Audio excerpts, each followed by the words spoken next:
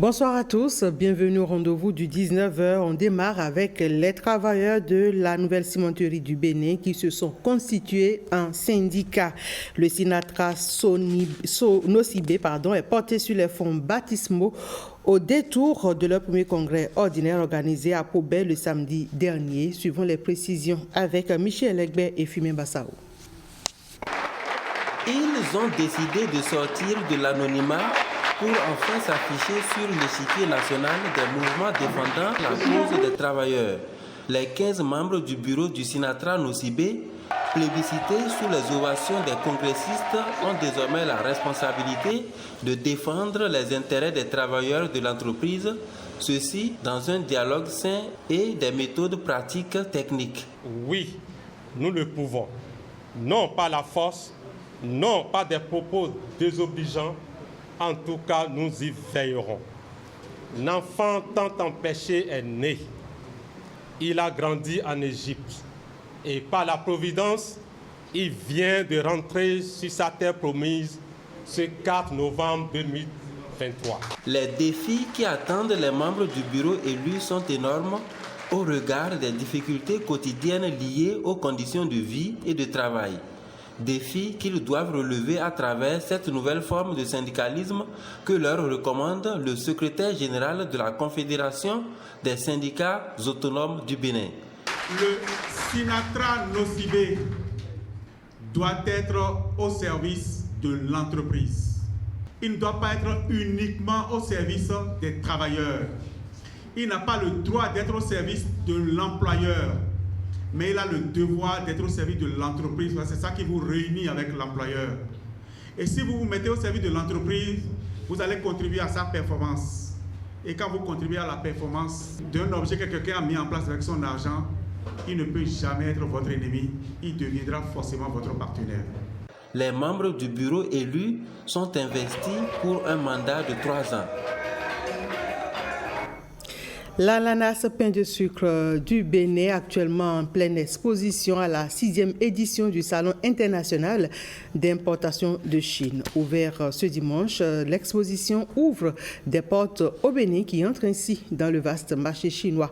Une nouvelle étape dans le renforcement des liens commerciaux entre le Bénin et la Chine, nous précise l'ambassadeur du Bénin près la Chine au micro de Jérôme Mungo.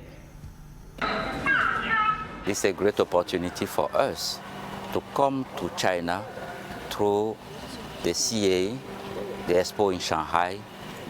C'est une grande opportunité pour nous, dans le cadre de l'exposition de Shanghai, de faire venir nos meilleurs produits, notamment l'ananas pain de sucre. Nous avons conclu avec la Chine d'exporter officiellement ce produit vers ce marché.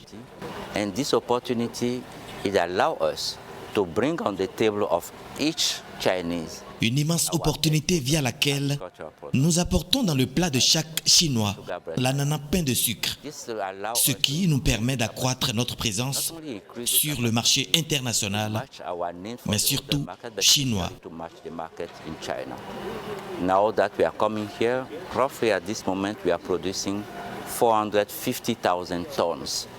Maintenant que nous arrivons sur ce marché, nous doublons notre production. Actuellement, nous produisions 450 000 tonnes pour couvrir les besoins du marché. Ainsi, la coopération existante entre le Bénin et la Chine dans le secteur agricole devient très importante et solide. Nous n'utilisons pas cette plateforme que pour le marché chinois, mais nous allons aussi à l'assaut d'autres pays asiatiques. Ceci est une énorme opportunité pour toutes les parties prenantes. Que l'ananas du Bénin est unique. Et c'est donc avec fierté que nous participons à cette exposition. J'invite toutes les personnes qui y prennent part à venir vers nous pour tester nos produits. Nous permettons à tout le monde de pouvoir goûter avant de les acheter dans les supermarchés.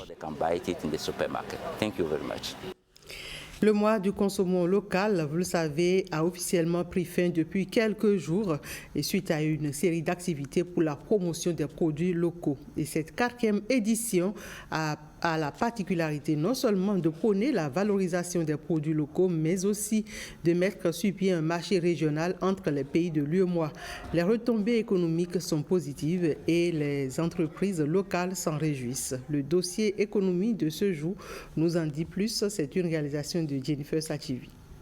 On a associé des amandes très riches en oméga 3 et totalement d'origine locale. Comme Bérénice, bon nombre d'entrepreneurs béninois innovent et mettent sur pied des produits à base de ressources du terroir. Auparavant confrontés à des difficultés d'écoulement de leurs marchandises, ils ont désormais accès à un marché où les produits locaux sont assez mis en exergue à travers différentes initiatives.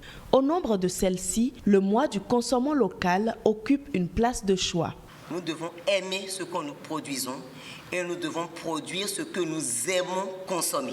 Le mois du consommant local, instauré par les États membres de l'UEMOA, prend la dimension d'un marché régional pour cette édition d'octobre 2023. Au niveau national, les autorités se sont penchées sur la valorisation des ressources à travers les aspects essentiels du quotidien. Si vous observez un peu la foire qui a eu lieu à Cotonou, vous allez voir qu'il y a eu des producteurs de textiles locaux, par exemple l'Indigo.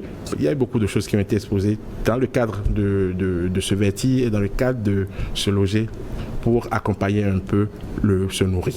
En dehors de ça, il y a eu des panels qui ont été organisés sur diverses thématiques et aussi une formation sur le packaging et l'identité visuelle. Au nombre des bénéficiaires des avantages qui découlent du mois du consommant local, l'entreprise de marque a su se faire une place de choix sur les différents stands.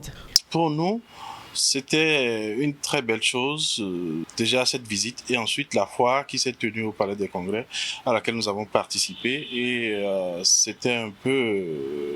on était un peu la vedette de cette foire-là avec une maisonnette tout en un que nous avons fabriquée et posée sur les lieux pour montrer aux consommateurs tout ce qui peut rendre fonctionnelle une maison. C'est le Made in Bénin qui est en marche avec nous depuis plus d'une quinzaine d'années que nous existons.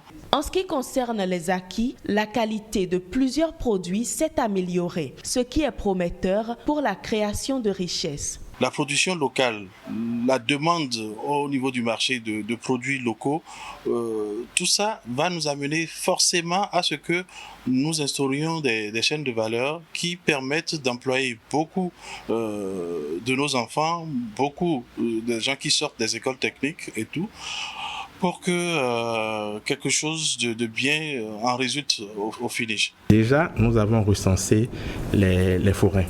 En tout cas, tous ceux qui ont eu à travailler avec nous cette année, nous sommes en train de discuter avec nos collègues des autres secteurs pour qu'un accompagnement leur soit fait, au moins à ceux-là, pour qu'au bout d'un an, on sache vers où on les a amenés. Parce que leurs problèmes sont divers. Il y en a qui ont des problèmes de financement, il y en a qui ont des problèmes d'emballage, comme je vous l'ai dit. Donc, des formations qu'il faut à chaque catégorie suivant leurs problèmes seront organisées et les accompagnements qu'il faut leur seront donnés.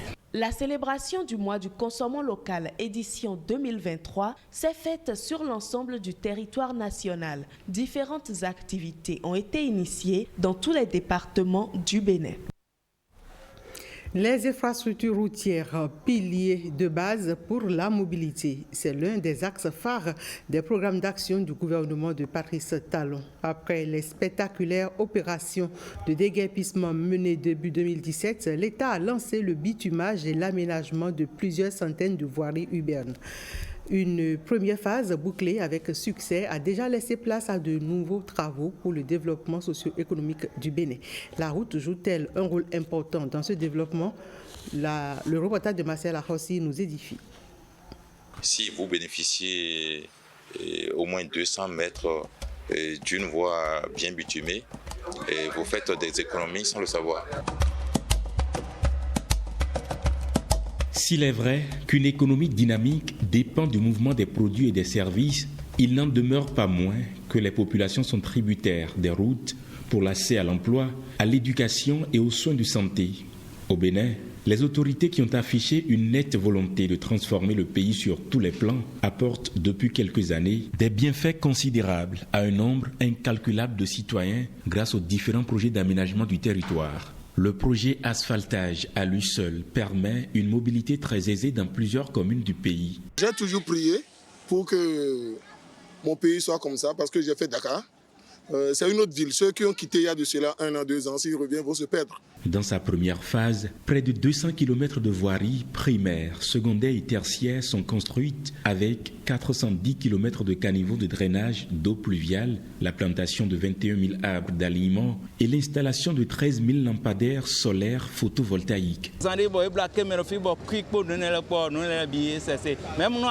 Il n'y a plus de braquage par ici. La seule présence de la lumière dissuade les malfaiteurs. Sincèrement, la sécurité, il n'y a rien à dire. Ce n'est pas un peu comme nous connaissons au passé parfois où on commence à un niveau donné, on laisse tout et puis c'est les caniveaux qui ne sont pas fermés et autres là quoi. J'ai été en France, aux États-Unis, et New York et tout, je sais un peu comment ça se passe, même Côte d'Ivoire à côté. Au-delà des activités économiques que font émerger ces infrastructures, les usagers en tirent bien d'autres avantages.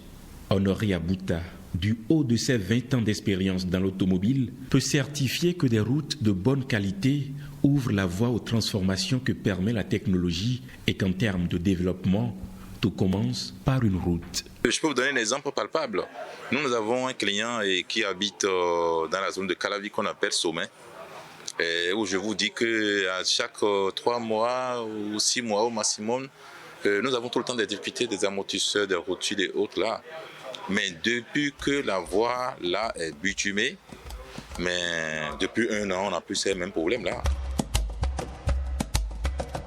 De toute façon, nous les professionnels, nous le savons, nous avons fait notre statistique par rapport à ce que nous recevons comme des problèmes des véhicules, de la suspension et autres là. Et dans les années antérieures, par rapport à ce que nous faisons aujourd'hui, il y a une différence. Et pour que nous puissions commencer par rouler nos véhicules comme les gens roulent, pourquoi pas en Europe ou aux États-Unis. Le projet asphaltage, l'un des plus grands succès du gouvernement de Patrice Talon, est même devenu un objet de rivalité entre les communes. Si bien qu'il figure aujourd'hui en bonne place des doléances des populations. Un tour sur la toile, là-bas, une annonce de l'homme orchestre fait vibrer le web. Pendant ce temps, 2 distinctions décernées à 2 différentes stars suscitent l'indignation dans le rang des internautes. Les échos du web, c'est avec Stanislas Linkmont.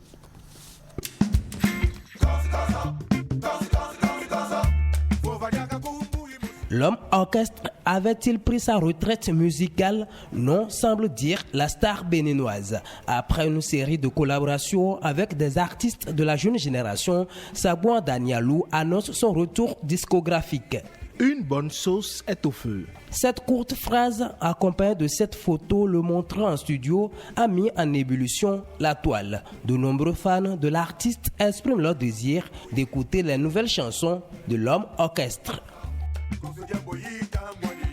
D'une annonce à une autre, Starlink d'Elon Musk s'installe au Bénin. C'est une annonce faite par le propriétaire de la société SpaceX via son compte X. Starlink est désormais autorisé au Bénin. L'entreprise d'Elon Musk promet aux Béninois l'Internet haut débit de Starlink, un fournisseur par satellite de sa société SpaceX. Loin de la promesse d'Internet haut débit au Bénin, la victoire du Britannique Tyson Fury face au Camerounais Francis Ngannou provoque l'indignation sur la toile. Des milliers d'internautes voient une victoire attribuée. Tout le monde sait que c'est Francis Ngannou qui a gagné. Remettre en question la victoire de Francis Ngannou est une insulte. Pour certains, les enjeux financiers semblent avoir influencé la décision dite partagée. La vérité est ailleurs. C'est une compétition professionnelle et non un combat de rue, indiquent d'autres. L'autre sujet à polémique est le ballon d'or décerné à Lionel Messi.